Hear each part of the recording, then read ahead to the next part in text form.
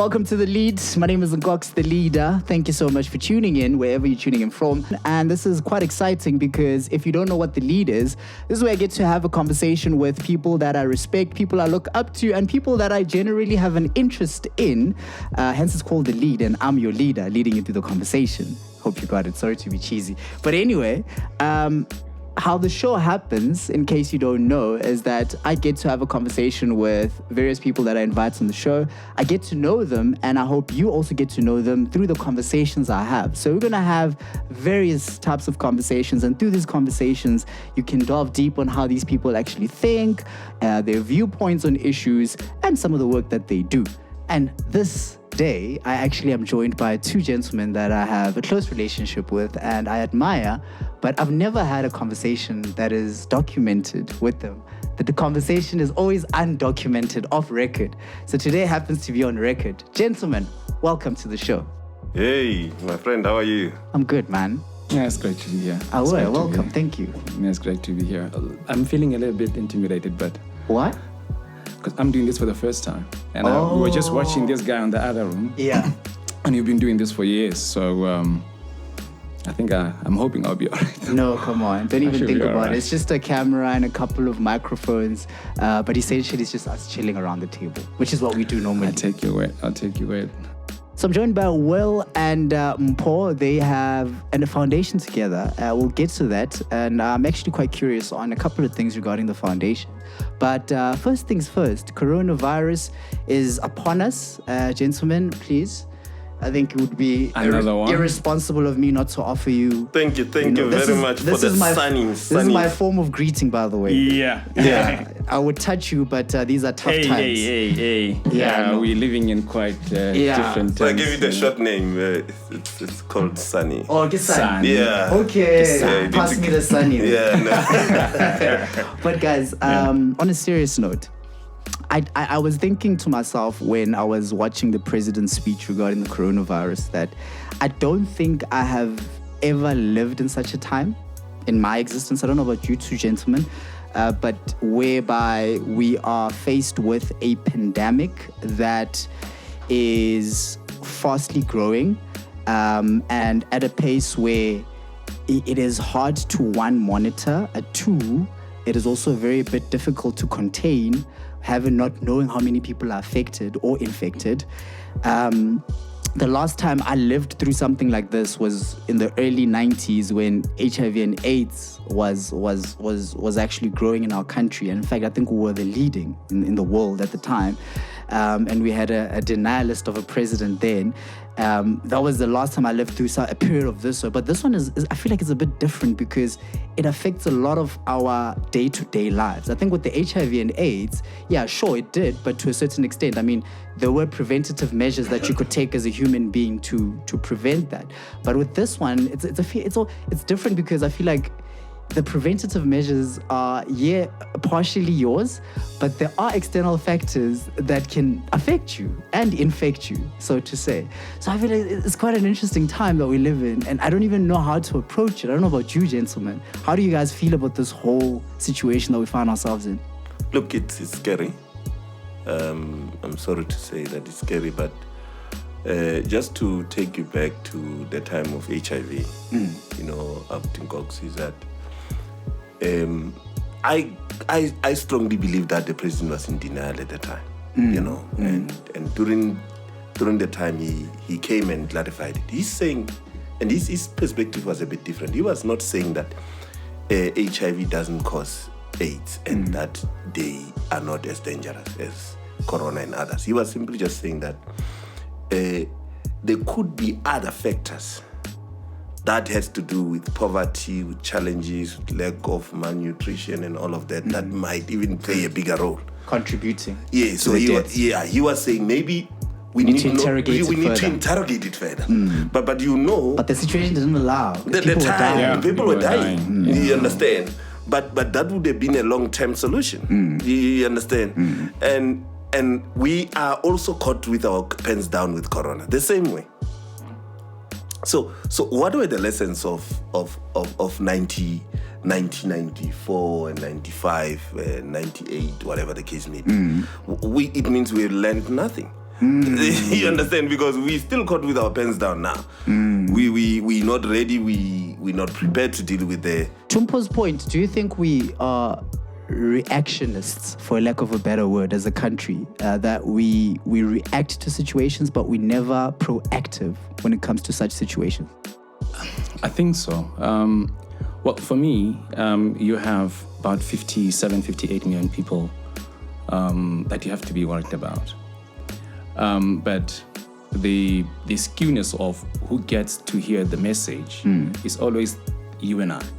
You know, it's always the guys that can afford to go to a doctor, can afford to go to seek extra help. My biggest worry is about 16 plus million people that don't have what you and I have. The access to media, access to information, data, which is critical to the dissemination of the information. Now, the question perhaps should be, how far are we willing to go down to make sure that the same information that has been, shared with us, the very people that are our aunts, our cousins, far, further down the value chain, also get the same benefit of what you and I are getting. I mean, you would have noticed yesterday there was, people went to, different retailers and they clean. They clean. And those are things that cause mass hysteria, because now I'm watching this on my phone as I'm home, and I'm like, hey man, so if I'm not going out to buy or month end, when I get my money to go do the grocery, there won't be any food. And beside the groceries, they went to go fetch it. Yes, they went to get the disease there. They were numbers. I didn't think of it that way. Actually, and those are the masses that we're avoiding. That the president said we must avoid. Crowded. Exactly. Now, I was saying to him, for the last 36 months, we've been buying groceries online. All right, it has never been so nice. So you buy groceries online for the last 3 years. You're the first person I know that actually does that. I told him, that is crazy. Yeah. No, that's good. You just tick, and after about 6-7 hours, they deliver your food. You're the your groceries. first person I know who does that. It's something I've been toying around with. I haven't even tested it, but I've been thinking about it, but I've never actually gone through or fall through to actually do it. The world changes, my friend. Yes. So we need to and I'm so old. I mean, he's so young.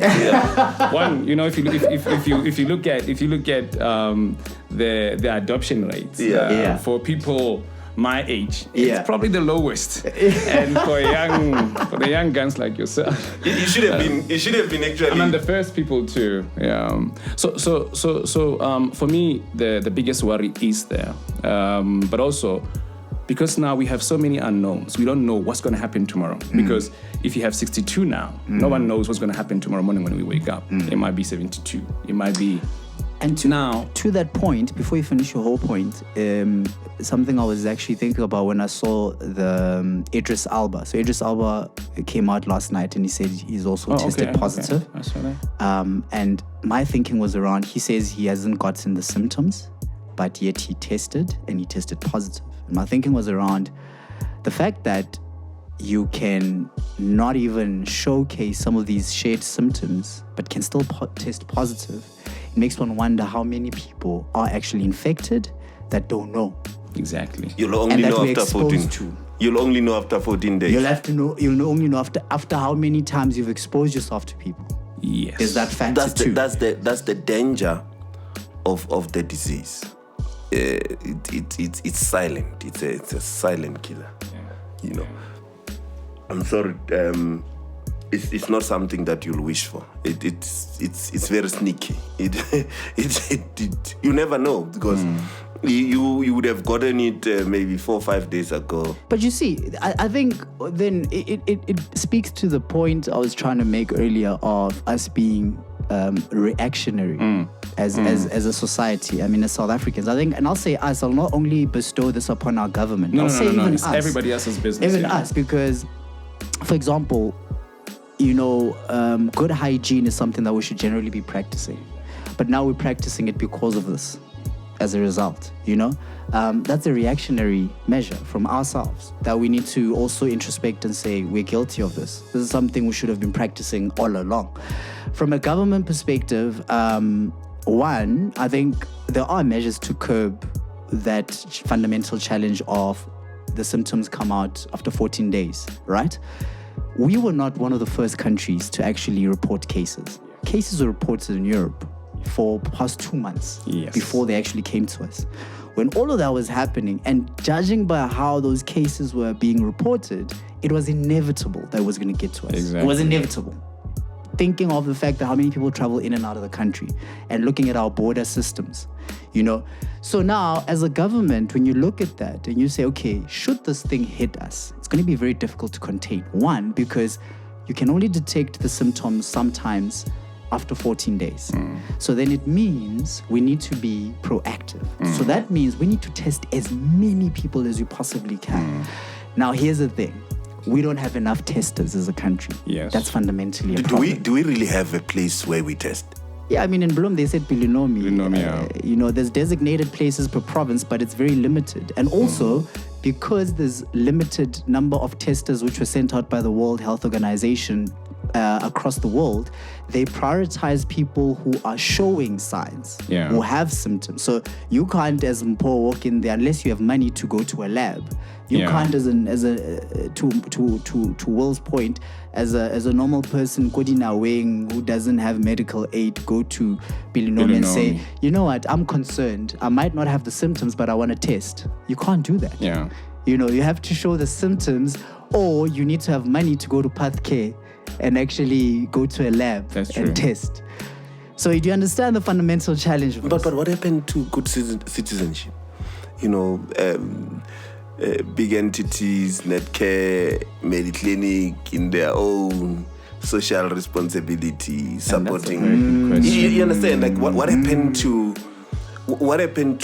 being good citizens? Because like you said, it's inevitable that it's not gonna get, but it's gonna affect business in a big way. It's not even business there. I mean, their personal capacity, because the more people are infected, you are at risk. More risk, and you're not even a human being. You can't isolate yourself as much as you may want to be alone. But who are you gonna? People are actually angry that in Scotland. I mean, if you can close a bar, in Scotland, I'm sure we all know.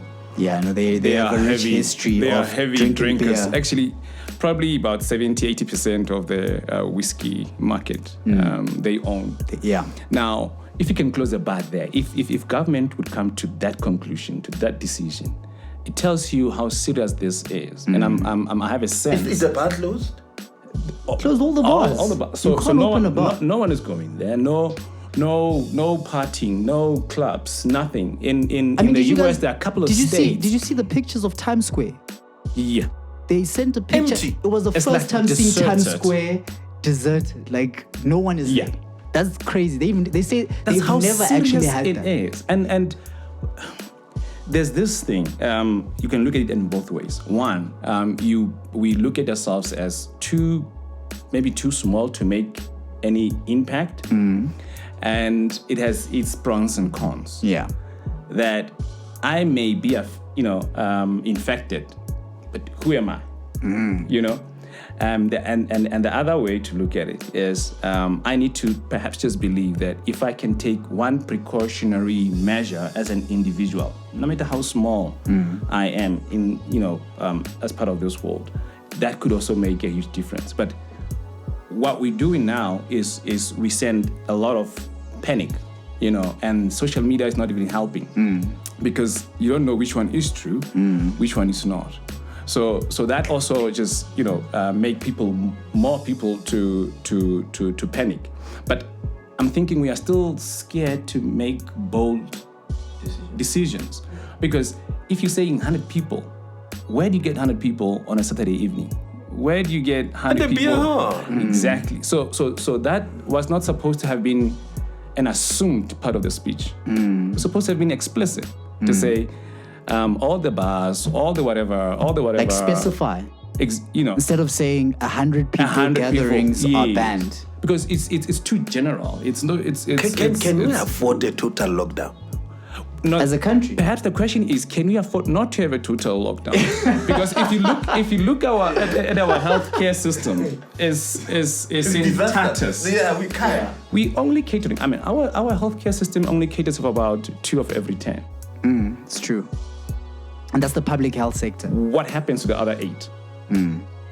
Now, I'm saying, can we afford not to? Forget about the profits. Forget about any other thing that is not putting humanity before everything else. I mean, as a country, we were up in arms fighting about where to quarantine people. Yeah. That should tell you something about the level of people we are. Yes. And the humanity that's within us. Yes. And you go and send because them people are like, Tabanchu, why you bring them to us? Take them to Mpho. And people in Mpho are like, hey, chief, why Mpho? Exactly. This is discriminatory. Yeah. You understand? We were fighting about that, and that for me signaled that we were not ready. We are still not ready. We are not. For such a pandemic, which is crazy because it made me also think about, as a country, do we even think far as disasters? I know we have a disaster management center even here in Bloem, but most people don't even know that, right? Yeah. But are we well equipped to actually handle disasters? Like, should they occur? We always feel like we're immune to disasters. We wouldn't. Yeah. We would never be. You see. Yeah. I like that point. You see, we would never be ready to handle any kind of disaster. But at least from the time when we heard about the first case, yeah, we could have started arranging. I mean, we've got our military services has never been to any battle. Our military health services has always been there. In fact, the only cases that they've been handling is supporting Mandela, and they even had an ambulance because they don't even use these things on a regular basis. Yeah. You understand? Then they stuck in an ambulance in on the N1. Yeah. You understand? So, but those things we don't talk about because they say it's what do you call it? It's classified information. Yeah. You understand? Yeah. But we have military now. So why don't we convert military bases to quarantine? You understand? Because we have the biggest. If there's one thing you should know about South Africa is that almost every province they've got a base. Yeah. Yeah. You understand? And they understand the challenges. They are trained. That comes with diseases. We were helping Mozambique. We were helping Mozambique not so long ago. Yeah. You understand? Crazy, when Mozambique was having that way. So we can actually do it. And I'm happy that the president, without even wasting time. But a lot of people feel like he wasted time. But that's a debate for another day. Look, it's a debate for another day. I'll give you an example. Today, we're excited that there's no load shedding. Right? But in fact, we shouldn't even be caring because there shouldn't be load shedding at all. So now we appreciate every day that at least today there is no load shedding. Yeah. You understand? And that's a basic. We have gotten to a point where we accept nonsense. The bare minimum. Yeah, the bare minimum nonsense. That's what we are doing. We're accepting things that we should not accept at all. So as society, we must rise. But then, these fundamental challenges always take me back to one thing. And we've often been criticized, we even criticize ourselves as South Africans, of the lack of patriotism. If there's one thing such disasters or pandemics expose, it is exactly that. Because to the point you were making earlier on, Mpho, of where's civil society, where's civil duty? At a time like this, why are we only folding arms and looking to government for the answers? Because at such times where as a nation we need to rise and say, with whatever resources I have, I do not have to wait for any of my immediate family to be infected in order for me to take a stand. And it's sort of as if right now as South Africans, because we're used to that way of doing things, we're waiting for one of us to be infected or affected before we can take a stand and say, okay, now I can help because I know someone who directly is infected, and I can actually help so that we can contain this thing. And another thing with this coronavirus that, I realized is with a lot of high-profile infections, it has somewhat helped in accelerating the awareness rate. Because now when you're seeing someone who's a celebrity, because it's almost as if celebrities are immune to these things. Exactly. So when you're seeing an Idris Elba, a Tom Hanks, this you're is like, hey, man, serious. this thing is serious. Yeah. When you're seeing a president being quarantined, there's a president of France who was just in self-quarantine. Yeah. You understand? When you see things like that and you're like, yo, this is serious. crazy. I mean, in China, they closed, there was no business. I remember there was a huge transaction that we needed to make. To China. I think it's about 3 weeks or so ago. Yeah. And there was absolutely nothing we could do then. It was a total shutdown. And they have about 1.5 billion people plus. And the economy is so dependent on their production. Exactly. But they said, stuff that. The lives of our people matter more. Exactly. But now we're still thinking about it.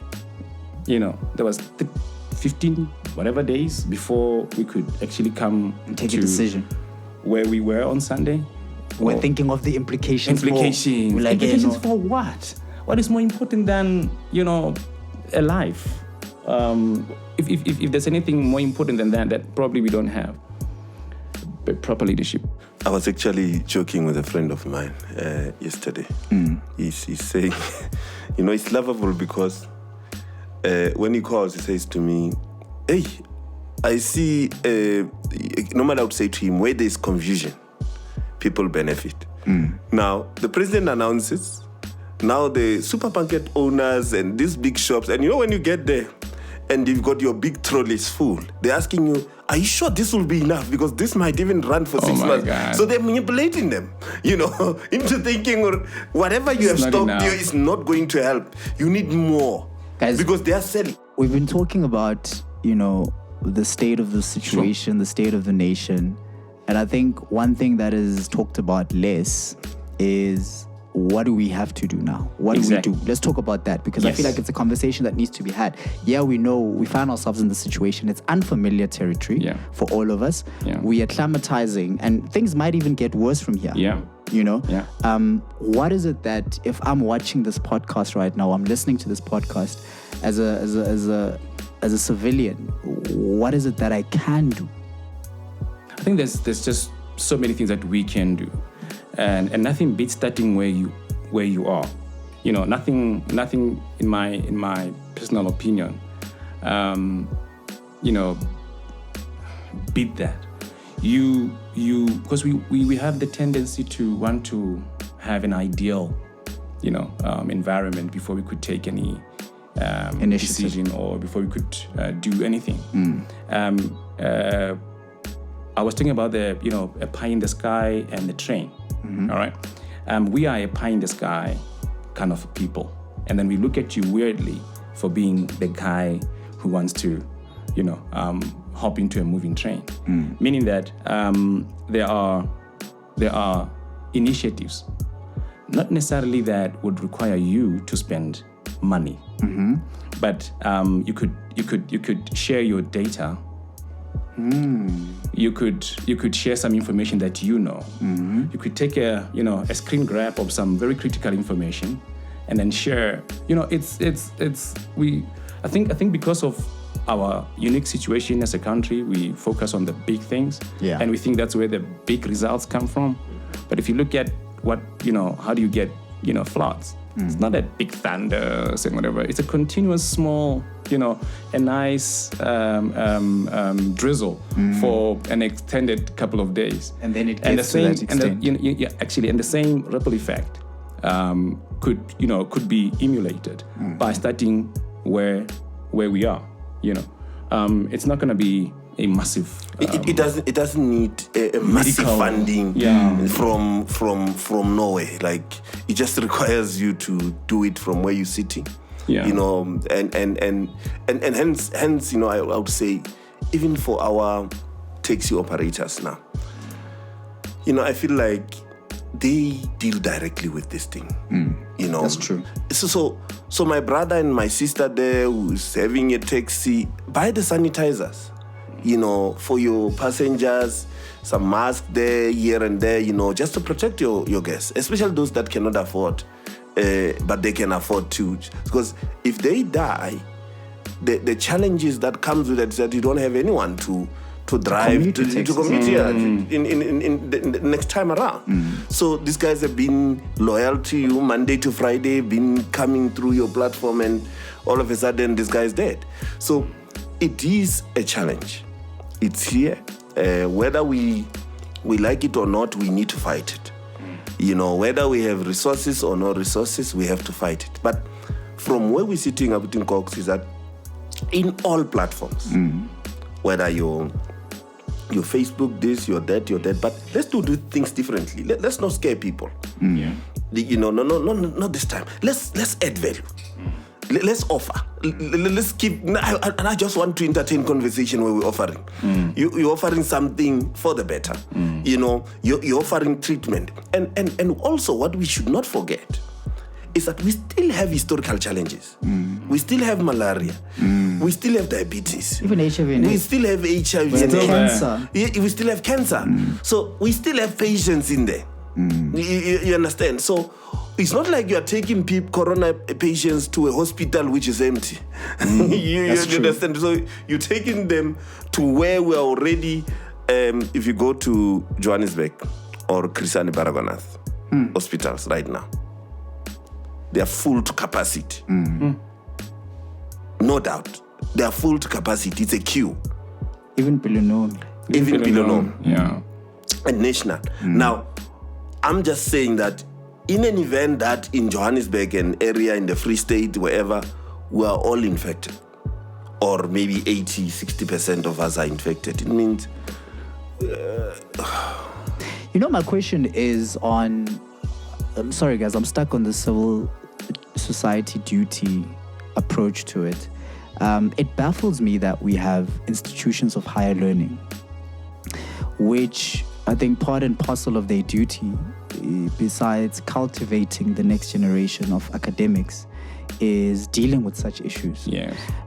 It baffles me that they would wait, for example, for government to task them with finding solutions for the problem. I was just as equally baffled as you know. I mean, if you're an institution of higher learning, should have taken the lead. You should have taken the lead. You should have taken initiative. In fact, they should have created even a task team that is, you know, focused on this one, focused on developing our very own testing methods. You know, we should have a home testing device by now. You know, when you can test, same as HIV and AIDS, you can test at the comfort of your home when you're starting to hear or feel anything funny. In fact, besides that, it shouldn't even get to the point where you have to feel something in order for you to test. I mean, as I said earlier on, if we were to all test, it would save us a lot, because the more people test, the better, because that's how you get an idea of the situation or the calamity of the situation, and you can contain it. Yes. Because everything that I've read about, you know, the virus is that containment is the best way to kill it.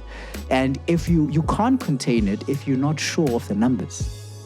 As a country, we're not sure of the numbers, and the number keeps on growing every day. There's a new case every day because we don't know the numbers. So it still baffles me that we have institutions of higher learning, we have NGOs, we have, besides that, we have your hospitals, as you say, your private institution hospitals, you know, which all these things, if they were to come together, I mean, if the University of the Free State and the Stellenbosch University and Wits universities, all the laboratories were to join forces and say, guys, let's have a conference call to discuss how can we join forces. We already have a team that specializes in genetics. We already have a team that specializes in blood clots. You understand? How can we then find either a solution to this? We'll have a task team that fights and tries and finds a killer of this virus, or another team that says, how can we contain this virus? You know, so I just feel like the solutions right now that we have are not going to solve the problem. It's too late. they're going to get worse. It's going to get worse because all the solutions are heavily reliant on government, and it's unfair if you ask. It's unfair. What is the role of universities? Because universities are there to support government initiatives. Their role is to support society in terms of developing, researching, and bringing innovative ways of doing things. So once now you have institutions that are thinking that they are autonomous and they are not they are not part and parcel. They always say, no politics. And we academics, we don't get involved in that. In practice, that is how universities function. That's how they think. They function very separately from society. No, they're thinking things that are in Australia, but they're here. And we're saying, but how is it relevant to? They need to put some relevance to what is happening here. The challenges we face here. For example, universities in their nature, they have what you call they are hospitals. I don't know what they call them, but they are academic hospitals. You understand? That should be the center of innovation in a health environment. You understand? And if you look at other countries that have practiced that very well, they are doing very well. You understand? But we have universities and universities of technology that are speaking to a foreign language. They are not even concerned with what is happening in their area.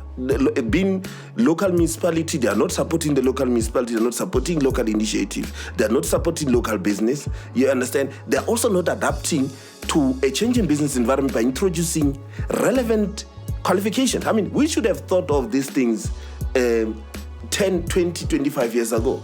But then the main issue with that is that you're sitting with institutions of learning that still practice racism, and they are not willing to move away from that. You understand? So they are still rigid, because if you look at all the structures of universities, you'll realize that it looks transformed.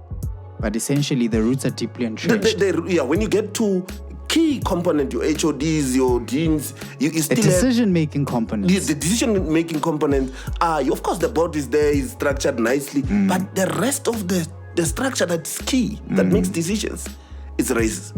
And they have the means. Those that are practicing this racism, they've got the means to support themselves in cases of this emergency. Do you guys remember the fire felts that happened in the Western Cape? Yes. Do you guys remember when the institution, Stellenbosch University, and even the civil society, you had businessmen and everyone coming and joining hands, how they contained that situation and how they rebuilt after containing it? If you go to the Western Cape now, you wouldn't say that there were fires. Nice. You understand? That was quick. And it was just an example of if civil society joins hands. But let it happen. You will wait.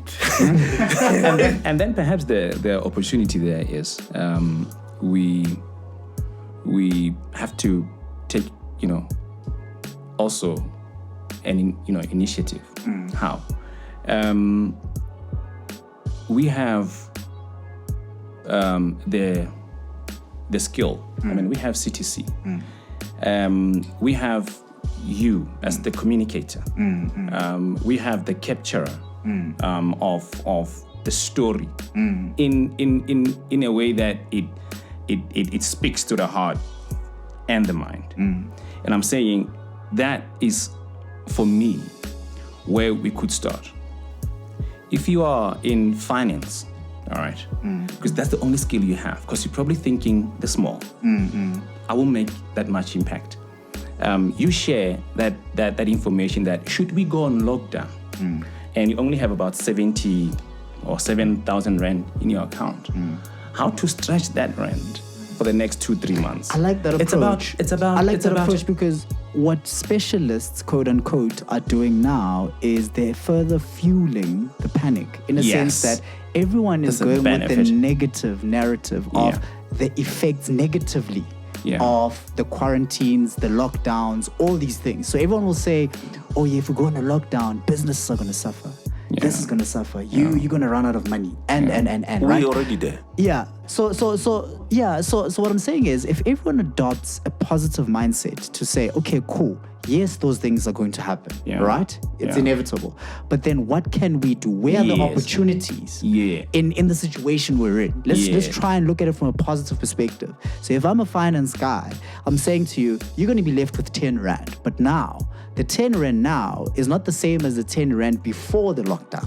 Because now you don't have to pay for this and that, but you can pay for this and that with the 10 Rand. And this is how you can stretch it to last you a month.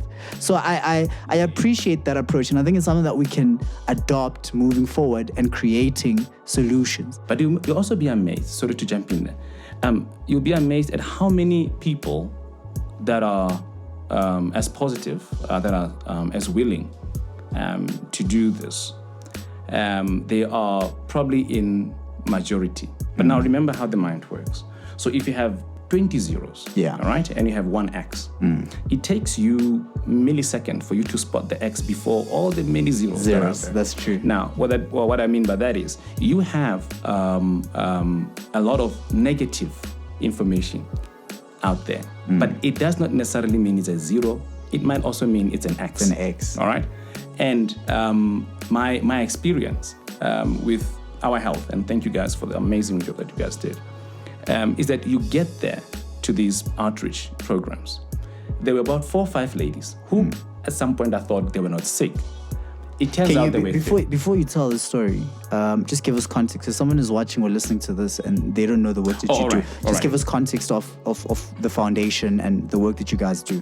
All right. No, thank you. And thank you to CTC, CGN, for making it possible. Okay, well, so we had a dream, to say it's only 2 people that can actually have good, quality health care in South Africa. That's bad. But what are we going to do about it? It's one thing to have those stats, but now and what do you do? And be concerned. But it's quite the other to do something about that. And I have no clue. I don't have any knowledge of medical stuff. Now we conversed, we spoke, we shared, and then we thought, okay, well, we don't have money. I mean, we're using whatever little sum that we have, and say, okay, we're going to buy medication. We're going to recruit the doctors. We're going to go to an area where people can afford to have private healthcare. And we went there. We were way too naive. All right. Okay. We're thinking we're going to see 100 people, on a day. And it turns out on a day, I think we saw about 264. Sure. Free medication, free doctors there. So before we even get there, what's the conversation? What did you guys do? So okay, you realize that public health is a fundamental challenge. Yeah. You can't take care of everyone. Yeah. So you say, okay, cool, we're going to mobilize doctors that we know. Yeah. So you guys then approach doctors that you know that believe in the same. No. Actually, we went to doctors we don't know. Okay. That's the funny part about it. We went to the doctors that we don't know. So you know somebody. Okay. So I always tell him, I don't think he believes me. Yeah. But I'm gonna say it nonetheless. That I'm looking at him as an entrepreneur. Okay. And well, he's wired differently. Yeah. Well, most entrepreneurs are.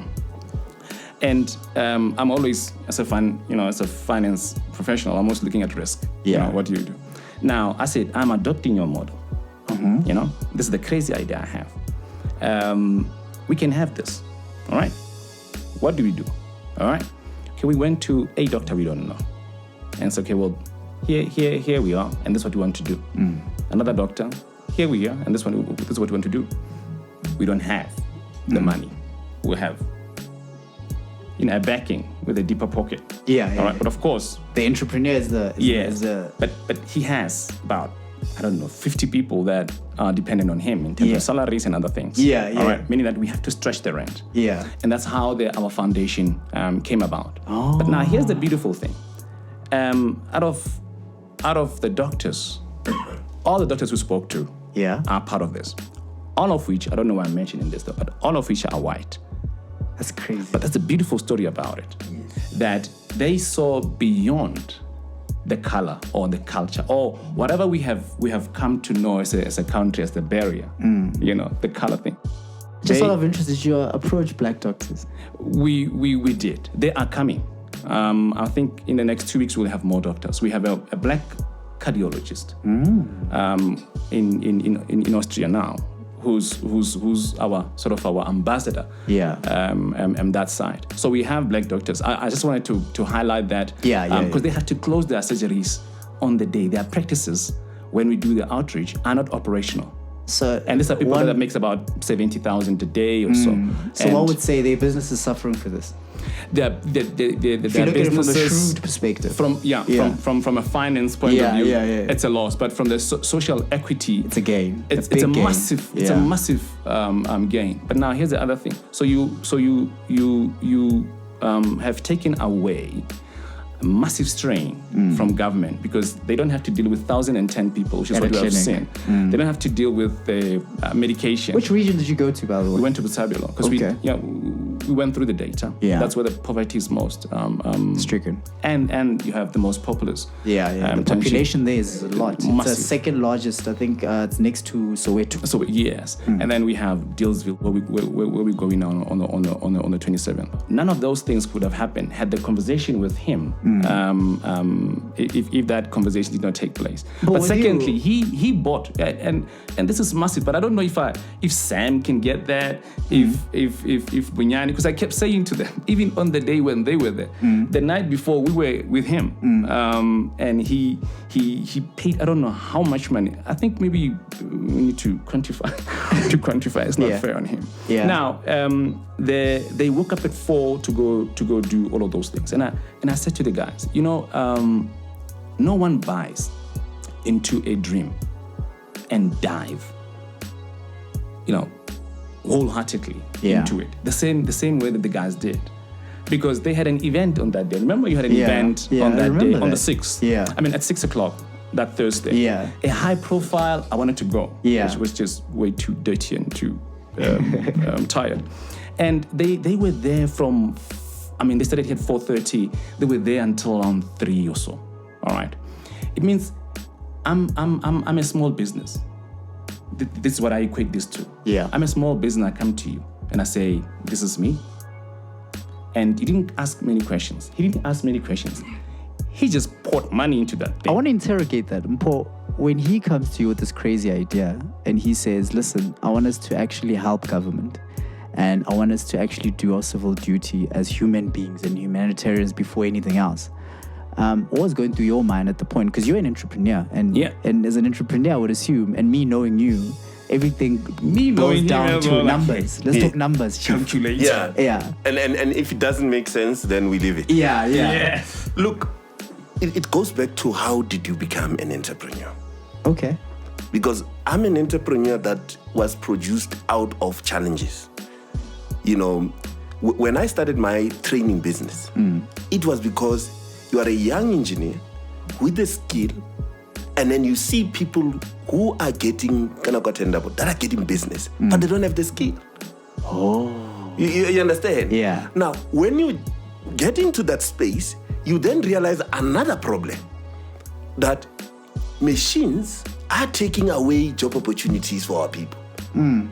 Now, you need to look at it from an academic point of view to say, how do we then plan differently to accommodate people? Then you start doing team balancing exercises so that when you replace a machine, because machine does a job for more than it's efficient. It's efficient. So it can take away 20 or 30 people's responsibility in a day. You understand? So you need to do team balancing.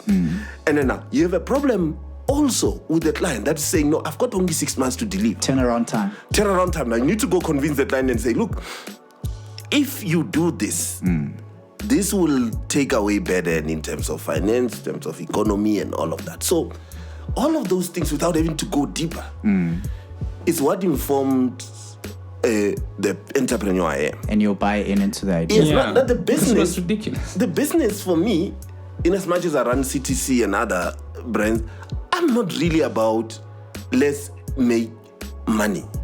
I'm saying let's make money to help others. Yes. You understand? So for me, if I had a sponsor somewhere maybe a big corporate comes and offer me millions over years and say do community work, no, I'm gone. With my team, with everyone, we're going, we're doing the media stuff, we're doing everything, we're disseminating information, we're doing health related even more. You understand? But because we have to work so that we can generate income so that we can do the good work. 40, and I always say this to my colleagues, 30% of our income in all the in the business that we do goes to 30% goes to community development related programs. You understand? That's basically our core. Yeah. Now, just to close that thing off, and we had that massive support, encouragement, because some of the things you can't quantify. Yeah. And as weird as that, sounded like, if you had just one person and said, okay, well, I don't understand what you're trying to do, Will, but I'll give you this, because you know what we did after the guys did. After you guys did the videography, the everything else, we wanted a quote.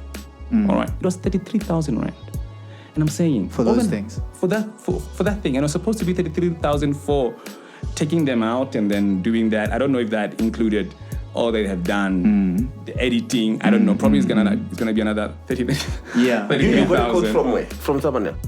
From someone else, because I was curious, because I was. Oh, okay. I kept telling these guys. No, it was after the fact. Yeah. I kept and you're curious as to if we were to quantify I don't think they get this. it. Yeah. No, I don't think they get it. Yeah. What they have done. That they've actually given you 37,000 worth of services for free. I told Munyani, I told Sam. I was like, and while we were still there, I said, you guys have no idea.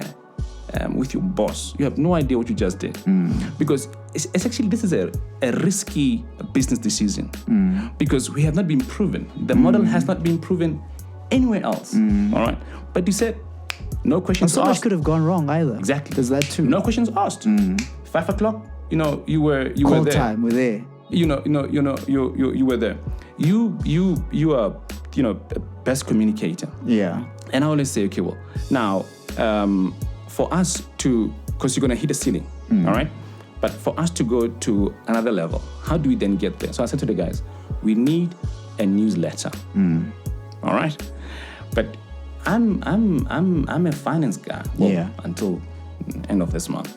I'm just a guy in a bank who gets his salary every month, all right? But we need somebody who can tell that story in the most beautiful way, where it appeals here. Yeah. Because the risk deals with this, but humanity deals with the heart. So we have you. We have how beautiful the clip. I'm not to call it technical terms. The documentary. I don't know if it's the documentary. That beautiful clip. Yeah. You guys don't know that. I don't know. Just in the last 3 days, we have CEOs who said, "Okay, well, how do we get involved?" We had. But it's a buy-in. Yes, and that's what we always preach, that you don't sell, though I do that a lot to him, to sell a pie in the sky. But everyone wants to hop into a moving train, no matter how small. That is true. How slow. So the most important thing so to we do... also need people to have this kind of podcast. Yeah. To have communicate what you guys the message did, and the narrative. writing, that beautiful writing about our story. Yeah. Just to make sure, and to also show other people that it's possible today, not tomorrow. Not because you have resources, but because you can talk. Somebody. Look, it's important to know. Like when I heard of the situation, the project itself, the guys who were shooting and documenting were telling me about it. That no, we shot to Will's project, and this is what they did. They actually went out to the community of Tabelo. They set up there. They got doctors, and they were actually, consulting people for free. That for me was like, whoa. So these guys spent the entire day doing that. And I'm like, for what? And they're like, no, for people. And Munyani was explaining this to me, right? Because Munyani and Sam went there and they were documenting everything. And it just hit me to say, I also have to, it inspired me. It inspired me to also play my role. And as you said to me, my role is a communicator, right? And I said, okay, they've already gone there, so I can't join them. But what else can I do? And I have a platform, which is a magazine that is nationwide. And I said to Munyani, we need to write this thing. We need to write an article, go write it now about what happened there, and we're going to publish it on Destiny Careers. And that's exactly what we did. And it was part and parcel of your earlier point of saying we can all play our roles. Yeah. And while you're still on it, our Health Foundation advert is coming tonight. Okay. So please, before you go for printing, please consider it. Okay. Oh yes. So that it's on the record. He's speaking like a true. He's already negotiated. Yeah. Opportunists. Yeah. But now, you know, the guys were in tears. And you guys are not gonna believe me when including the doctor. All right. Yeah. And the junior doctors there. Yeah. Remember when I said I did not want to share the story. Yeah. And it killed me inside because I wanted to tell the guys, but no, I'm not gonna be the one because I'm gonna spoil it. I'm not as good a communicator as you. Yeah. Now you did. Yeah. I tell him every day. The guys were actually in tears, like literally, because our plan was not to do any of these things. Our plan was to just go there. Give free medical, as ridiculous that sounded. Yeah. And then there were guys like you. Who inspired by the we want to do that. Yeah. Let's do something with that. Yeah. The guys were in tears. We had a meeting after you were there. Yeah. All right. And the guys were actually in tears, including the doctor. That is crazy. And I'm not joking because the first thing that we have had since this was how this thing is ridiculous. How this thing is unsustainable. But you can't fault those people. It's because you are clinging to what you know. Yeah. But you don't want to venture into what you don't know, which actually science has proven. Venturing into what you don't know.